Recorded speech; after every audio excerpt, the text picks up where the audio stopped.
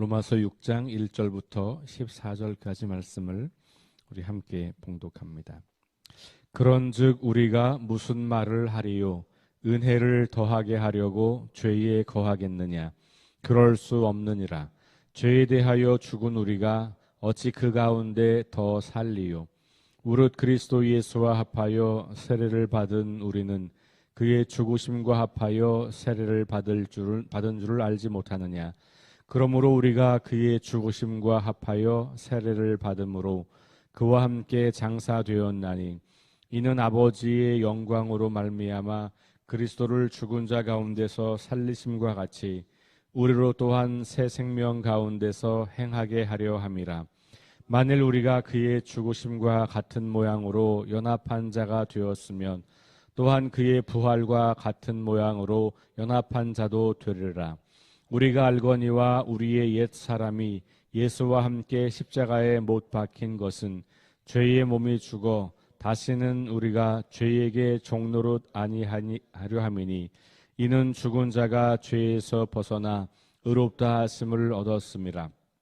만일 우리가 그리스도와 함께 죽었으면 또한 그와 함께 살 줄을 믿노니 이는 그리스도께서 죽은 자 가운데서 살아나셨으며 다시 죽지 아니하시고 사망이 다시 그를 주장하지 못할 줄을 알미로라.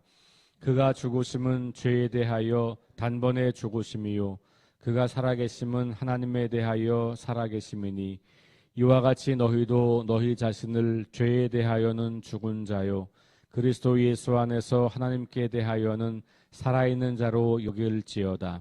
그러므로 너희는 죄가 너희 죽을 몸을 지배하지 못하게 하여 몸의 사욕에 순종하지 말고 또한 너희 지체를 불의의 무기로 죄에게 내주지 말고 오직 너희 자신을 죽은 자 가운데서 다시 살아난 자같이 하나님께 드리며 너희 지체를 의의 무기로 하나님께 드리라.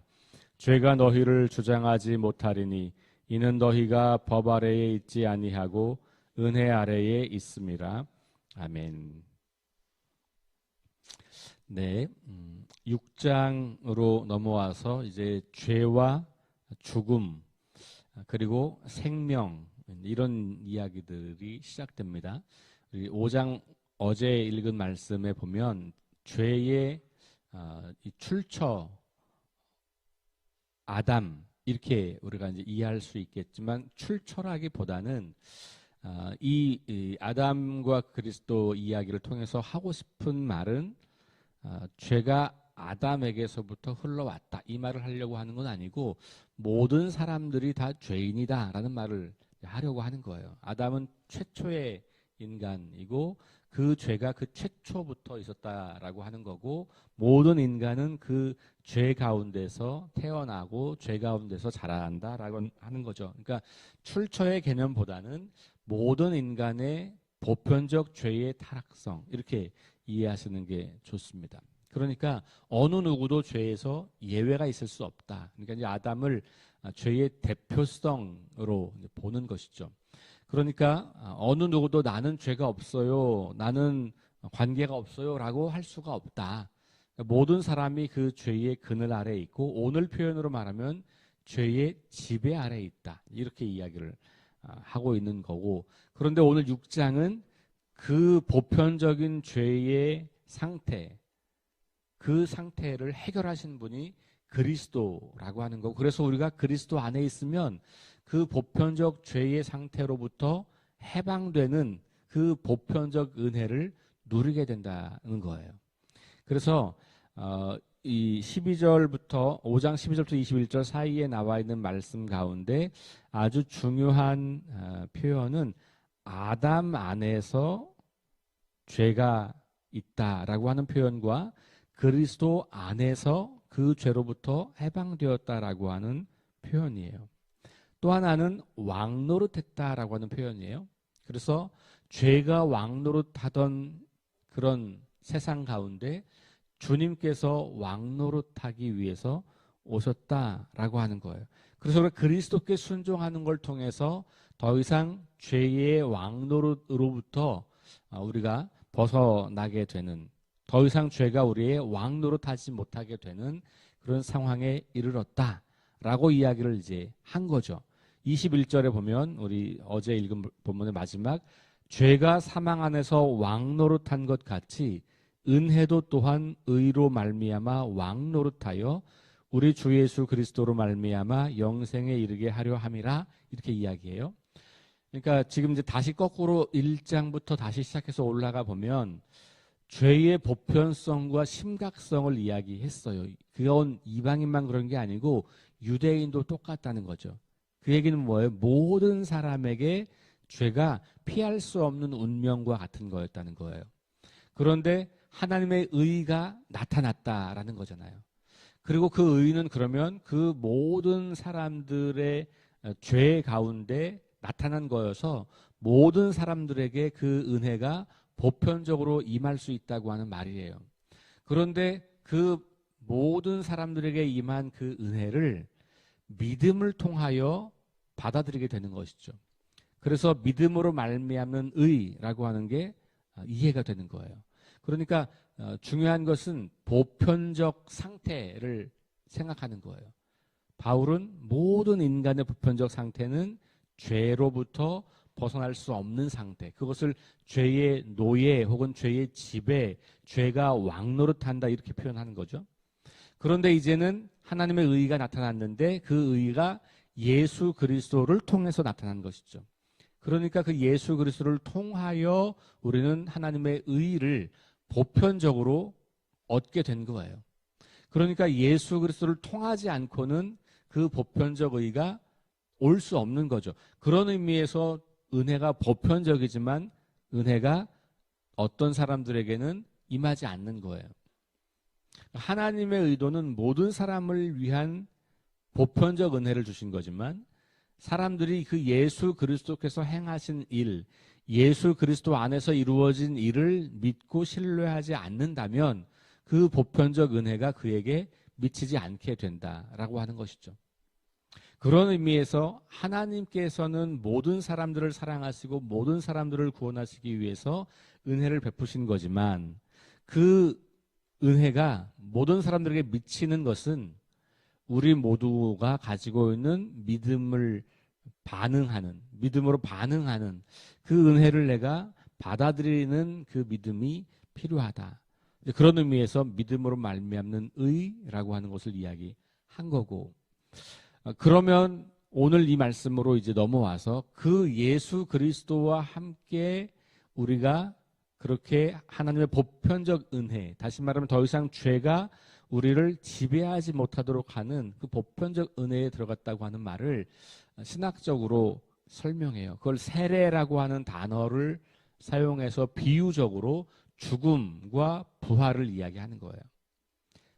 그러니까 우리가 은혜를 입었다라고 하는 말, 그리고 그리스도를 통하여 그 하나님이 주시는 은혜를 입고 영생을 얻었다고 하는 말을 세례라고 하는 그 의식을 통해서 경험하게 되는, 그리고 그 세례라는 의식이 상징하고 있는 죽음과 부활을 우리에게 이야기하는 거죠. 세례라고 하는 것은 내가 죽었습니다 라고 하는 표현이에요. 그리고 다시 살아났습니다 라는 고백이에요. 그러니까 이 세례가 가지고 있는 그 의미가 죄에 대하여는 죽고 하나님에 대하여는 살아났다라는 표현이거든요. 지금 우리가 대부분의 교단이 사용하고 있는 세례는 머리에 그냥 물을 살짝 이렇게 적시는 거죠. 그렇죠? 그것도 이렇게 뭐 흘러내리게 하는 것도 잘 하지 않고 그냥 살짝 찍어서 이렇게 좀 탈탈 또 털어서 이렇게 물이 흐르지 않게 머리에 이렇게 하잖아요. 그러니까 세례의 의미가 굉장히 약해졌어요. 그걸 바라보고 있거나 그걸 받고 있는 내가 세례가 죽는다는 것을 잘 표현하지 못하죠. 그래서 저는 개인적으로 세례보단 침례가 훨씬 더 그것을 잘 상징적으로 표현하고 있다고 봐요. 왜냐하면 여러분 이제 그 예수님께서 세례 받으실 때 세례 요한의 세례, 이 당시 세례는 지금 우리가 하는 것처럼 물을 머리에 이렇게 뿌리거나 찍어서 하는 게 아니고 어떻게 해서 강에 가서 했단 말이에요. 제가 어렸을 때 우리 동네에서 가끔 강에 막 그 한 10여 명의 사람들이 흰 가운을 입고 강 속으로 들어갔다가 나오는 걸 제가 봤어요. 그때 그게 뭐 하는 건지 몰랐는데 참 희한한 사람들이다 그랬는데 그게 세례를 베푸는 거였던 거죠. 침례교 혹은 뭐 이 오순절 우리 순복음 이런 교단들은 여전히 침례를 행한단 말이에요. 근데 그게 뭐냐면 물속에 들어가잖아요. 그럼 물속에 들어간다는 게 뭐예요? 그게 죽었다는 말이에요. 내가 물속으로 들어갔다. 이건 죽었다는 말이에요. 그랬다가 다시 올라오잖아요. 부활을 상징하는 거예요.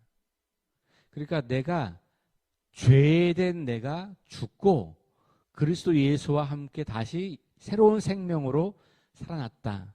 그걸 생생하게 눈으로 보여주고 그리고 이 경험하는 사람은 정말 내가 물속에 들어가서 죽은 그런 경험을 한번 하는 거예요. 제가 이제 스리랑카에 선교 여행을 갔다가 마침 거기 선교사님이 이제 세례식이 있어서 감리교 목사님인데 세례식이 있다 그래서 함께 이제 하는데 그 교회를 지을 때 교회 옆에 마당에 이렇게 세례 할 수 있는 세례탕을 만들었어요. 십자가 모양으로 만들었어요. 그래서 저한테 같이 하자고 제안을 해서 같이 했어요. 저랑 그 선교사님이 물에 들어가 있고 그때 이제 부부가 같이 세례를 받으셨는데 그래서 먼저 이렇게 있으면 그분을 뒤로 확 눕혀요. 그러니까 앞으로 머리를 숙이는 게 아니고 뒤로 눕혔다가 다시 이렇게 세우는. 그 제가 굉장히 생생한 그런 이 신학적 의미, 우리가 세례가 뭘 의미하는 거냐라고 하는 것을 굉장히 생생하게 경험하게 하는 것이죠. 그 의식 자체가 거룩한 거 아니고 그 행위, 그러니까 물속에 들어갔다가 다시 나오던 그것이 굉장히 거룩한 그 의미를 부여하고 그 의미를 상상할 수 있도록 돕는 것이죠. 자, 그러니까 오늘 말씀을 보시면 자, 이렇게 말합니다. 그런즉 우리가 무슨 말을 하리요? 은혜를 더하게 하려고 죄에 거하겠느냐? 그럴 수 없다. 이제 이 얘기는 그 앞에 20절에 보면 율법이 들어온 것은 범죄를 더하게 하려 함이라. 그러나 죄가 더한 곳에 은혜가 더욱 넘쳤다. 이렇게 말하잖아요. 여기 죄를 더하겠다고 하는 말은 없는 죄를 갖다 더 많이 붙인다는 말이 아니고 율법이 왔기 때문에 죄가 죄로 인식되어서 그동안은 그게 죄가 아니었던 게 죄로 드러나니까 죄가 많아졌다는 말이에요. 그러니까 율법이 들어와서 죄를 더 많이 짓도록 했다는 말이 아니고 죄가 죄로 더 많이 인식되었다. 이렇게 그러니까 이제 사람들은 그러면은 죄가 많은 곳에 은혜가 더욱 많은 거다. 이렇게 이제 결론이 나오는 거니까 그러면 그 은혜를 더 많게 하려면 죄를 더 많이 지어야 되는 거냐? 더 많이 지어도 되는 거냐? 이렇게 이제 질문하는 사람들이 있는 거죠. 그런 게 아니다. 이렇게 정확하게 말을 하면서 그럴 수 없다. 죄에 대하여 죽은 우리가 어찌 그 가운데 더 살리요? 이렇게 말해요. 죄에 대하여 죽은 우리라고 말하죠. 그러면서 세례 이야기로 넘어가는 거예요. 무릇 그리스도 예수와 합하여 세례를 받은 우리는 그의 죽으심과 합하여 세례를 받은 줄을 알지 못하느냐. 그래서 초대교회에서 세례라고 하는 것이 갖고 있는 첫 번째 의미는 예수 그리스도와 함께 죽었다는 거예요. 근데 그 죽음의 핵심은 죄예요. 죄. 내가 죄에 대해서 죽었다. 자, 4절 보니까 그러므로 우리가 그의 죽으심과 합하여 세례를 받음으로 그와 함께 장사되었다. 자, 우리가 세례를 받았다고 하는 말은 죽은 것만이 아니라 죽고 장사된 거예요. 그러니까 묻힌 거예요. 장사되었다는 말은. 그러면 여러분 묻히면 더 이상 그게 활동하지 못하잖아요. 그러니까 우리가 죄에 대하여 죽었다고 하는 말은 더 이상 죄가 우리 안에서 활동하지 못한다라고 하는 거예요. 근데 그걸 이제 지배한다라는 말로 사용하고 있는 것이죠.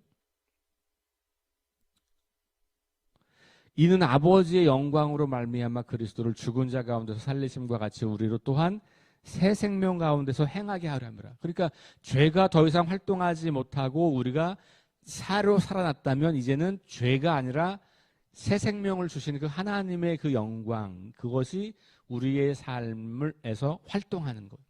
우리의 몸에서. 그렇게 의미를 부여하는 거예요. 그러니까 만일 우리가 그의 죽으심과 같은 모양으로 연합한 자가 되었으면 또한 그의 부활과 같은 모양으로도 연합한다. 그러니까 죽었다라고 하는 말과 함께 동시에 그 다음 단계인 부활을 이야기하는 거죠. 자, 세례를 통해서 죽었다? 그러면 예수님께서 죽으신 것 같은 거죠. 그런데 예수님은 죽음으로 끝난 게 아니고 다시 부활하신 거니까 정말로 죽었다면 우리가 부활하신 예수님과 함께 부활한 사람이 되는 거다. 그러니까 우리가 죽음을 경험하지 않고도 우리는 부활을 경험한 사람들이 어떤 의미에서 죄에 대하여 죽음으로 말미암아 그걸 새 생명이라고 말하고 그래서 우리가 거듭났다라고 말을 하는 거죠. 그러니까 거듭났다고 하는 말은 단순히 신학적 의미라기보다는 이것이 우리가 실제로 완전히 새로운 존재로 변화되었다라고 하는 말로 이제 바울은 이해하는 거예요. 그 상태가 뭐냐면 죄가 더 이상 우리에게 왕노릇하지 못하고 우리를 좌지우지하지 못하고 죄가 사라졌다는 말이 아니고 죄가 존재하지 않는다는 말이 아니고 죄가 있지만 존재하지만 그것이 능력으로 우리를 움직이게 하지 못한다라고 하는 표현이 되는 거죠. 6절 우리가 알거니와 우리 옛사람이 예수와 함께 십자가에 못 박힌 것은 죄의 몸이 죽어 다시는 우리가 죄에게 종노릇하지 아니하려 함이니. 그죠? 죄의 몸이 죽은 거예요. 자, 그러면 7절 죽은 자가 죄에서 벗어나서 의롭다 하심을 얻었다. 결국 우리가 의롭다 함을 얻었다고 하는 말은 죽은 자 그 죽음을 통해서 죄에서 해방되어서 이런 말인 거죠. 그러니까 믿음으로 말미암는 의라고 하는 표현을 다시 말하니까 죄에 대하여 벗어난 그런 의로움 이렇게 이야기하는 것이죠. 그러니까 하나님께서는 우리가 죽은 걸 통해서 이제는 얘가 더 이상 죄의 지배를 받지 않는구나. 그러니까 당연히 의로운 사람으로 인정해 주시는 거죠. 자, 8절 만일 우리가 그리스도와 함께 죽었으면 또한 그리스도와 함께 살 줄을 믿노니 다시 부활에 대한 이야기를 하면서 그리스도께서 죽은 자 가운데서 살아나셨음에 다시 죽지 아니하시고 사망이 다시 그를 주장하지 못한다. 그러니까 죽음에서 일어났다는 말은 죽음이 다시 예수님을 지배하지 못한다, 주장하지 못한다는 말이잖아요. 그러니까 우리는 죄의 몸이 죽었으니까 더 이상 그 죄가 우리를 주장하지 못하는 이렇게 설명을 하고 있는 거예요. 10절 그가 죽으심은 죄에 대하여 단번에 죽으심이요 그가 살아계심은 하나님께 대하여 살아계십니다. 이와 같이 너희 자신을 죄에 대하여는 죽은 자요 그리스도 예수 안에서 하나님께 대하여는 살아있는 자로 여길지어다. 여러분 여기 여길지어다는 말이 되게 중요해요. 우리 스스로를 나는 더 이상 죄의 노예가 아니야. 죄가 나를 흔들 수는 있지만 내가 그 죄에 굴복당하진 않아. 나는 이제 새 생명을 얻은 사람이야. 예수 그리스도 안에서 나는 죄에 대하여 사는 사람이 아니고 죄에 대한 반응하지 않고 하나님께 대하여만 반응할 거야. 여러분 죽어있는 시체를 우리가 아무리 때린다 그래서 반응하지 않잖아요. 거기다 대고 막 욕을 하고 막 저주를 퍼붓고 막 때려도 반응할 수 없어요. 왜냐하면 죽었기 때문에. 그게 죽었다는 말이죠. 죄에 대해 죽었다고 하는 말은 죄에 대해서 우리가 더 이상 거기에 반응하지 않겠다는 거예요. 그렇게 여기라는 거예요. 우리 스스로를. 나는 이제 예수 안에서 의롭다고 인정받은 사람이기 때문에 죄가 나를 지배하려고 달려들어도 지배당하지 않는 사람이야. 죄가 나를 흔들어도 내가 거기에 넘어가지 않는 사람이야. 왜냐하면 나는 죄에 대해서는 죽은 사람이거든. 그래서 나는 죽고 예수로 사는 이런 고백이 나오는 거죠. 나는 죽었다라고 하는 게 이미 사실인 거예요. 그러니까 여러분 우리 기독교는 자기가 계속 내가 더 죽어야지가 아닌 거예요. 이미 죽었는데 뭘 또 죽어요. 죽은 거예요.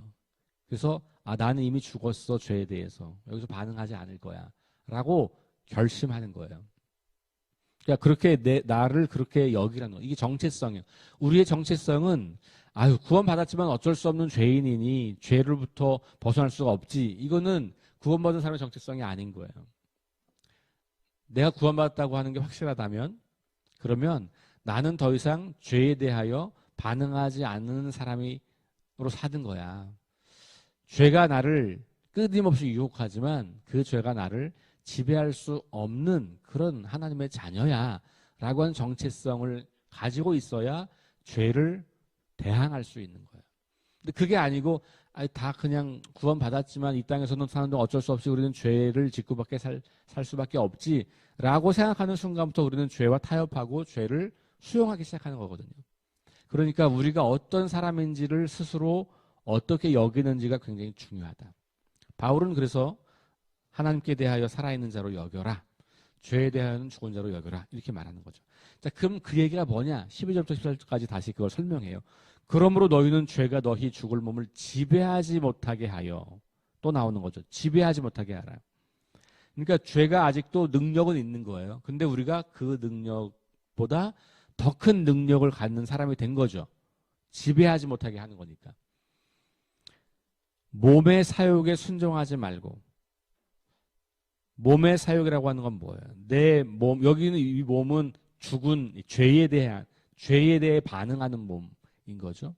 그러니까 내가 죄에 대해서 반응하는 그런 것이 되지 말고, 사욕이니까 사사로운 욕심이잖아요. 내 몸을 즐겁게 하려고 하는, 내 육신을 즐겁게 하려고 하는 이런 거죠. 그렇다고 우리가 그러면 먹지 말고 놀지 말고 여행 가지 말고 이런 얘기를 하는 게 아니고 죄의 몸이라고 하는 거기 때문에 죄를 지으면서까지도 그렇게 자기를 추구하는 이런 걸 말하는 것이죠. 너희 지체를 불의의 무기로 죄에게 내주지 말고 이렇게 표현해요. 불의한 삶을 살면서 죄에게 우리를 넘겨주지 마라. 자, 그리고는 너희 자신을 죽은 자 가운데서 다시 살아난 자 같이 하나님께 드리며, 그러니까 우리가 죄에게 우리 몸을 드리는 게 아니라 하나님께 드리는 것. 우리 지체를 의의 무기로 하나님께 드려라. 그러니까 같은 표현을 지금 반대로 하고 있는 거죠. 불의의 무기, 의의 무기. 죄에게 내주고 하나님께 드리고. 14절, 죄가 너희를 주장하지 못하리니 이는 너희가 법 아래 있지 않고 은혜 아래 있습니다. 그러니까 이 죄를 정복한 하나님의 은혜, 이 죄 가운데 찾아오셔서 이 죄를 물리치게 하신 하나님의 은혜 아래 우리가 살고 있기 때문에 더 이상 죄 아래 살고 있는 사람처럼 자신을 그렇게 죄에 던지지 말아라 라고 이야기를 하고 있는 겁니다. 자, 저와 여러분들의 정체성이 죄에 다시는 매이지 않는, 죄에 굴복하지 않는, 죄의 지배를 거부할 수 있는 그런 은혜 아래에 있는 사람이다 라는 걸 늘 기억하고 오늘 하루도 그렇게 은혜 아래서 여러분들에게 다가오는 아주 작은 죄로부터 큰 죄에 이르기까지 그것들을 저항하고 대적하고 물리쳐 승리하는 하루가 될 수 있기를 주의 이름으로 축원합니다. 기도합시다. 하나님 감사합니다. 예수 그리스도와 함께 우리의 죄된 과거가 죽고 부활과 함께 새로운 생명으로 태어났음을 믿습니다. 그래서 우리는 더 이상 법 아래에 있어서 그 법에 의해서 죄가 드러나고 또 더 많은 죄들이 드러나는 그런 인생이 아니라 하나님의 은혜 아래에 있기 때문에 죄가 더 이상 우리를 지배할 수 없는, 지배하지 못하는, 우리 스스로를 죄에게 넘겨주지 않는 그런 존재가 되었음을 기억하고 감사를 드립니다. 하나님, 그러나 죄의 세력은 여전히 우리에게 영향을 미치고 있고 우리는 쉽게 거기에 넘어가서 다시 우리 몸을 죄의 노예로 바치면서 살아갈 때가 있음을 고백합니다. 그렇게 연약한 우리들, 그러나 오늘 말씀을 통해서 다시 우리가 얼마나 능력이 있는 사람인지, 얼마나 우리의 삶이 죄로부터 멀어져 있는 것인지를 깨닫게 하시니 감사합니다. 우리가 분명히 우리를 그렇게 여기며 오늘도 죄와 맞서 승리할 수 있도록 인도하여 주옵소서. 예수님 이름으로 기도합니다. 아멘. 우리 함께 네 가지 기도 제목 가지고 기도합니다. 성령의 능력으로 하나님 나라를 증언하고 살아내게 하소서. 하나님 말씀이 기준이 되게 하소서. 질병과 연약함으로 고통당하는 사람들을 치유해 주소서. 전쟁과 자연재해와 가난과 억압으로 고통당하는 지구 중 이웃들에게 은혜를 베푸소서. 우리 함께 합심해서 기도하시고 개인 기도하도록 합니다. 하나님 감사